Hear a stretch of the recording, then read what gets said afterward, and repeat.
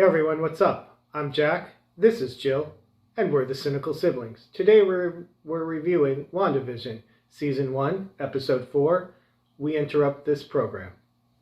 This one was written by, I really apologize, I believe it's Bobak S1 and Megan McDonnell, and directed by Matt Shackman. Yeah, S1. I'm not sure if that's pronounced correctly, but that's what we came up with. But that's what the internet tells me it might be. Right. So if we've murdered your name, we apologize. Absolutely. All right, what are you drinking? I am drinking, I believe it's called Dead Canyon Ranch. It's a Cabernet Sauvignon, and I think it's out of Washington. Okay, I thought maybe it's from Arizona. It does sound like an Arizona name. Like every road north of Phoenix? Right, is some sort of Canyon. Some sort of like Dead Man Gulch, I think was one. Yeah. No, this is out of Washington, I think. Okay. Maybe. It's not bad. Okay. What are you drinking? I am drinking an oatmeal stout called The Poet from New Holland Brewing.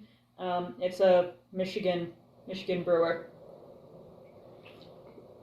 All right, so what did you think of this episode?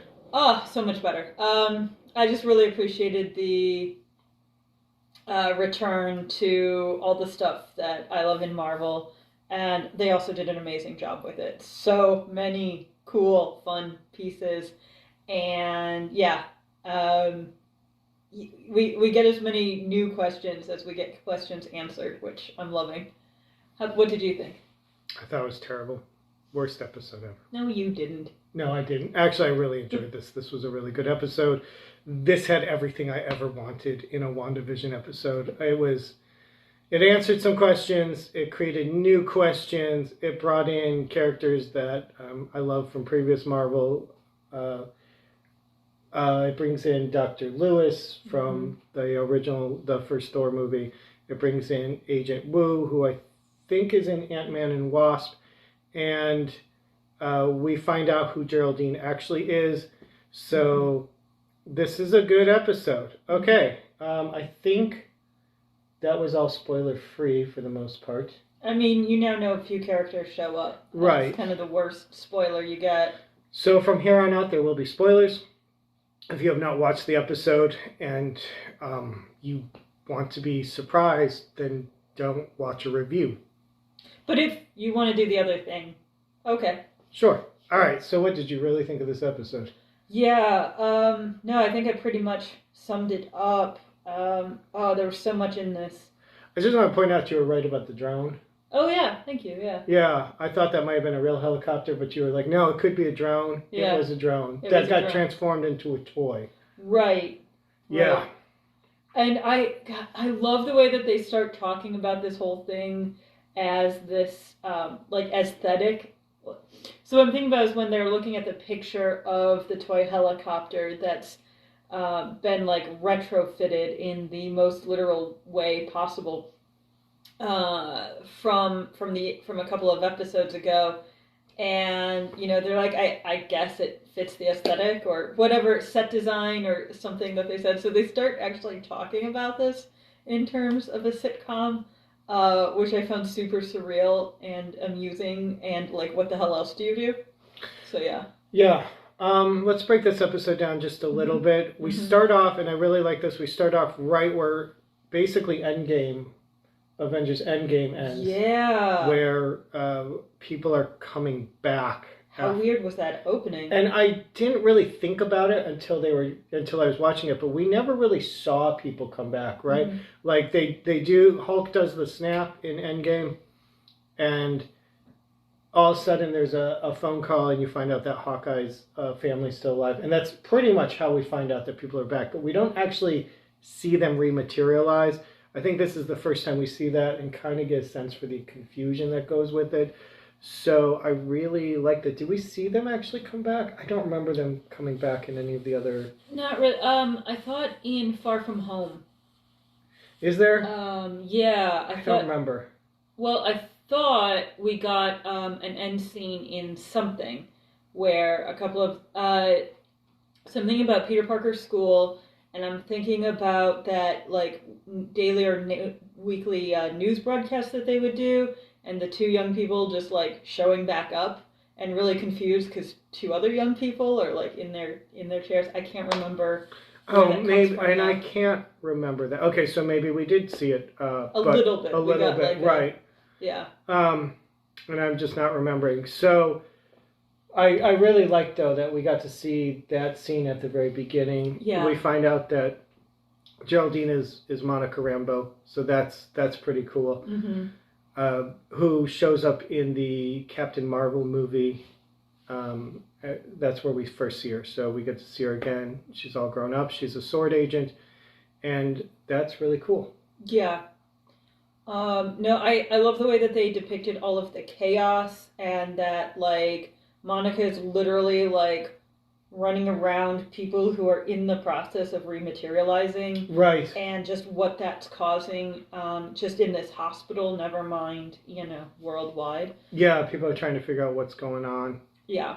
Yeah, I really liked that scene a lot. I thought that was really interesting. And then you see her reintroduced into Sword, so you get kind of a fast forward, kind of a, hey, this is a very quick history of where Sword is now. That Maria Rambeau is no longer alive. Right. So Sword has not been established within the MCU. It was established in Marvel Comics, I think, in the early aughts, the early 2000s, I think, was when Sword was established in the Marvel Comics. But we haven't seen it in the MCU, so this is sort of an introduction, a more proper introduction to this agency. And I did like that we did that. But Sword, as I understand it from the comic books, deals with extraterrestrials. Right. So why are they looking for a missing person? Yeah, I was a little confused by that. Unless the missing person is also an alien. Maybe. I don't know. Or an agent. Maybe they're a sword agent. Yeah. I don't know. That would be exciting, though. Yeah. But we have no idea who the missing person is, right? So Monica Rambeau has got to go help the FBI find a missing person. We don't really ever find out why Sword is involved in this. Right. And is the FBI looking for the same missing person? Because this is someone in witness protection. Right. And so, like, that's, like, extra weird stuff. We know it's a guy. Right.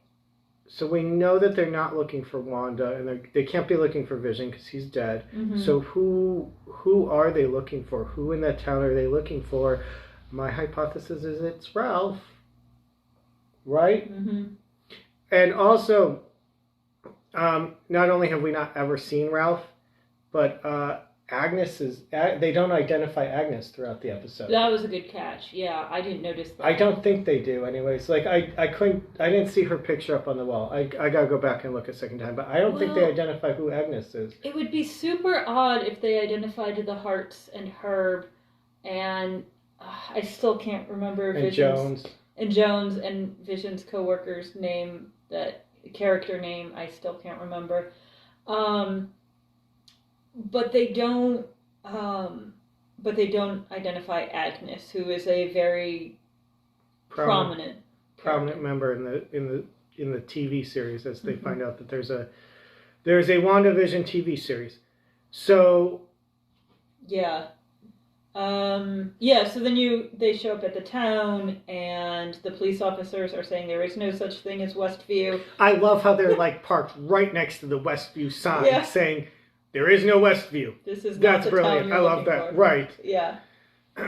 So Monica gets kind of pulled into the town when she interacts with the energy field, which, if you're on the outside of that energy field, everything looks normal in that town. Yep. But we all know that it's not. Mm-hmm. So she gets pulled in. She becomes Geraldine, and she does seem to remember who she is, or it appears that she does once she's pulled out of that field at the end of the episode. Yeah, and we get a sense, too, as Sword is watching all of these episodes, you get some scenes that aren't in the first 3 episodes, and they refer to a few things that happened that aren't in the first 3 episodes. So you get this sense that, like, more is happening than the 3 episodes we got. which correlates to the whiteboard where Wu is writing up questions. And one of those is something like same space-time or something like that.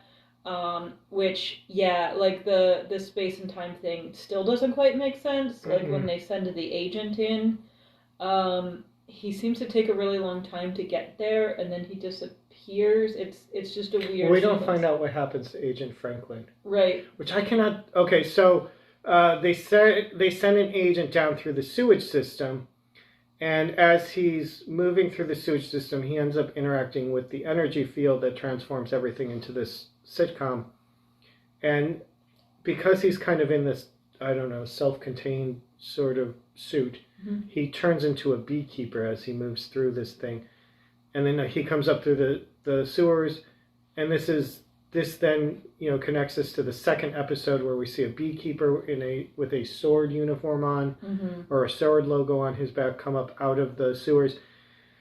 And then we kind of don't find out what really happens to him. We still don't know what happens to him. We know that in the second episode, Wanda rewinds time and sort of uncreates that moment. But we don't know what happens to Agent Franklin. Yeah. And I can't figure out who Agent Franklin is. I cannot think of someone off the top of my head in the Marvel Comics who is an Agent Franklin. So if you know who Agent Franklin is in the Marvel Comics, put a message below. Yeah, because, I mean, you do very, clearly see how you never see his face. It doesn't feel like one of the characters, like a background character where you just don't see their face because they're wearing a hat or they're too far away or something. This feels like a more intentional, you can't see his face, like they're filming it in shadow. So it does feel like maybe it should be relevant. I'm not sure. Right. Yeah. We get to see Dr. Lewis show up. Yeah. She is back. So I love this character. Yeah. I love the actress. Yeah. It's just a great character, and I really enjoyed seeing her again. So I was really glad to see her character show up, and she's just awesome. And we find out the reason why we hear a voice over that radio in the second episode is because Dr. Lewis has figured out how to broadcast a message into Westview. So I thought that was really cool. I like how she starts figuring out. She's the one who figures out there is a TV show. She's Right. the one who starts recording everything. I really just love that character. Yeah, no, love everything about that character. From the first Thor movie and now forward, yeah. So yeah, she figures that all out. But what's interesting is, though we know that Wanda heard Wu's voice, that gets edited out of the broadcast. And as far as we could see in the second episode, Wanda didn't rewind that part. Right. She didn't seem to undo that that we saw, and we see other times that she did. So who's editing the broadcast? Right. It's not adding up. Right. That's a great point. That we don't see her change that particular part of the timeline, but the broadcast does not come through. Mm-hmm. I thought that was really interesting. Yeah. Why is it even being broadcast? That's something we've been trying to figure out. Why is this being broadcast? If Wanda wants to keep everything secret, if she's gone through all the effort of making people forget that Westview exists, why would she broadcast all of this as if these were real television episodes? That kind of, to me, doesn't make sense. Yeah. Why would you keep everything secret but then broadcast what you're doing? Yeah, and the way it's looking is that, the universe literally came together to create this broadcast. Which, I guess since Wanda can, rewrite reality, at least in the comics, kind of makes sense that that's how it would read on instrumentation. But yeah, it's just such a weird setup. There's got to be something else. So when Monica comes out of the force field and says, it's Wanda, it's all Wanda, I'm not convinced yet. Right. At the very end, we see Monica get kicked out of the Westview reality bubble, and she says it's Wanda, it's all Wanda. But there's just pieces of that I'm just not convinced that it's all Wanda. We still have a missing person. We don't know who he is. Mm-hmm. We still haven't seen Ralph, and I'm telling you, like, I'm still rooting that Ralph is a major player. Agnes knows that stuff is going on, but we don't have an identity for her, but we have an identity for a lot of the other characters. There's just enough little stuff going on. Stuff is getting edited, but we're not sure that it's Wanda doing the editing. Right. It's all a little strange. It is. I mean, the whole series is more than a little strange. But yeah, so also... You haven't, like, this hasn't happened to you? You haven't been caught in a reality bubble that mimics old school sitcoms? 2020? Does that count? I'm not sure it would be defined as old school sitcom or comedy. Well, tragedy? Yeah. Okay, yeah. A little too Shakespearean, maybe. Yeah, too Shakespearean. Yeah. Yeah, 2020 is a little too Shakespearean. No, not since 2020 ended. Okay. So. Yeah, because everything's better now. Okay, so moving right along. WandaVision. WandaVision, yeah. Right. Yeah, the MCU. The MCU, the good stuff. Okay, so we covered kind of like, and I just am so excited that Monica Rambeau is in this. Like, I just love that character, so it's really exciting. Or I love that character. In the Marvel comics, she's just kind of getting fleshed out now in the cinematic universe. But I'm really excited about that. I love seeing Dr. Lewis come back. Again, great character. And she's brilliant in this episode. I like Agent Wu. You said he was in Ant-Man and Wasp. Yeah. I think he's the guy who's kind of like, yeah, I think he's Lang's parole officer, effectively, if I'm remembering correctly. Okay. So I think so. I gotta go back and look, but I think that's who that is. Yeah. And then so we've got these characters coming back. I did want to mention, so then we get to the end of what was the third episode, and we see all kinds of new footage happening, effectively. Oh, right. Now, to your point, it was almost all filmed in the modern style. Yeah, the widescreen. The picture is all widescreen. But then there's little parts where they go back to television-sized screen.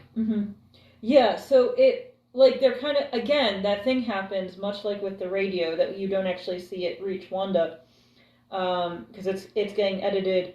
You know that at the end of the third episode, Wanda does basically rewind Vision. However, you don't see this whole sequence that you then later see. So there's like kind of 3 different versions of this reality that you're getting. There's what we got at the end of episode 3 that we saw. Then there's what the agents of S.W.O.R.D. are getting in this broadcast, which is that, like, after Geraldine, well, Monica as Geraldine. Right, then says something about Ultron, and then all of a sudden, it just skips to the closing credits. Right, and then you get this next version of the same events, where Vision, first off, is dead, which is so creepy. Well, we actually see we see Wanda kick Geraldine out of Westview. Right. And then, so we actually see that scene. We didn't really see that in the last episode. And then, Vision walks in, and he looks all kinds of dead with, like, his head broken open and everything else. Yeah. So that's super creepy. Yeah. And then he says, we can leave, and we can go anywhere. And Wanda says, no, we can't. So why can't they? Yeah, if she's got reality warping powers and she can bring her dead boyfriend back to life, why can't she do that anywhere? Why can't they leave? So why Westview? Yeah, why Westview? Yeah. Why Westview? That's the question. Why is it all happening here? Right. And then, like, he's asking all of these questions, and she blows him off really in a manipulative, not at all cool way. And you can see he's not convinced. However, in the original version of the end of the third episode that we got, she basically just rewrites him, and he says, really supportive things, and everything moves on. You don't actually get that in this version, so it's very confusing that we have 3 versions of the same set of events. Well, I think she rewrites a little bit earlier in the third episode. Like, she rewrites Vision a little bit before this, doesn't she? Okay, no, we gotta go. After he walks in, and it's like, where's Geraldine? And then he's like, yeah, but there's all these weird things happening. And, I think something's wrong. And that's when she rewrites him. I thought that was a little earlier in the episode than that. Okay. We'll go back and rewatch. Okay. Either way, I think it's really interesting that regardless, she does rewrite that moment, but you can see at the end of this episode, he still has questions. So she may have rewritten that moment, but she didn't rewrite his ability to sort of start to put together that something's not right here. So Vision does seem to have some autonomy, but she also sees him as like an undead version of Vision for a second, and that's creepy. So I'm not sure what's real right now and what's not. Or where these kids are coming from? Yeah, again, in the comic books, Wanda's kids are really complicated. It's not really, I think, one of Marvel's better moments is dealing with Wanda's kids, but I don't know in this particular version of reality, like where we are with Wanda's kids, where they're coming from, how she created them. Yeah, a lot of questions. So many questions, and it's really hard to read Wanda, because through a lot of this she seems kind of confused or uncertain. There are a couple of times that she kind of seems straight up abusive. Don't worry, honey, I've got it all under control. Oh, okay. By literally rewriting parts of history. Yeah. Or that's some gaslighting, just so we're clear. Yeah. It might be manipulative. And also just like throwing Monica out of the house. Yeah, that might have been a little through walls. Fences. Yeah, that's a brutal day. And I do like that when you're on the outside of Westview looking in, it all looks normal. But then there's an energy field there. I just wonder if that the energy field is clearly cloaking, what else is going on inside. But I love that energy field looks like pixelated television. Yeah. I just think that's a nice little touch since this is all like a TV series. Yeah, it's a theme that they then pick up in the ending credits too. Yeah, the red, green, and blue. Right, yeah. So I think that's all a lot of fun.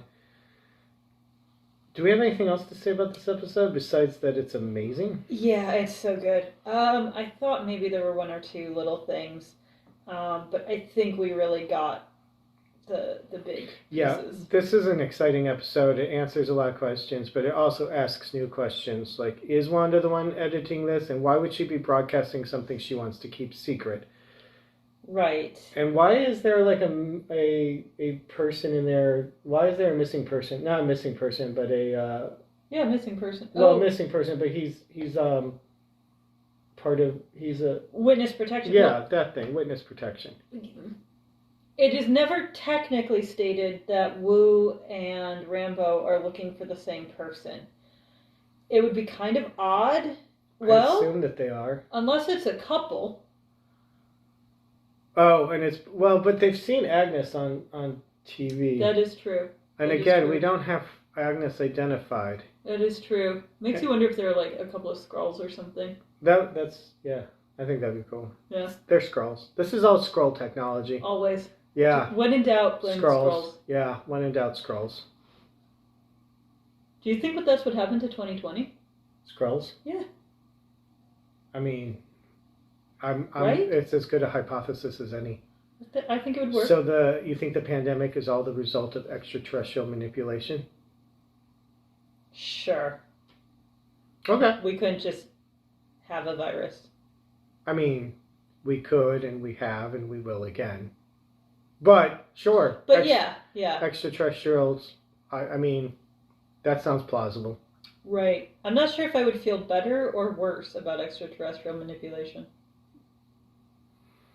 On a global scale. It would be more exciting. Not that I need more excitement in my life, but I don't think it would be better or worse. It would just be. I mean, at this point in time, I'd just be like, well, yep, that happened. Yeah, there is that. Okay. All right. All right. Comment below if you have an idea of who Ralph is, because we are just determined. There's something going on with Ralph is the center of all this, right? I don't really know, but we're going all in on the Ralph hypothesis. And, that's right. Yeah. We'll see if we have to eat crow later, but we are all in on this. I'm comfortable eating crow. I've eaten weirder things. I don't want to know. All right. Like, share, subscribe, click the bell, comment below. You know, all the those stuff YouTube you're things. supposed to do. Yeah, you know how it works. Right. All right. I hope. Okay. Yep. This is our review. All right. Cheers. Cheers.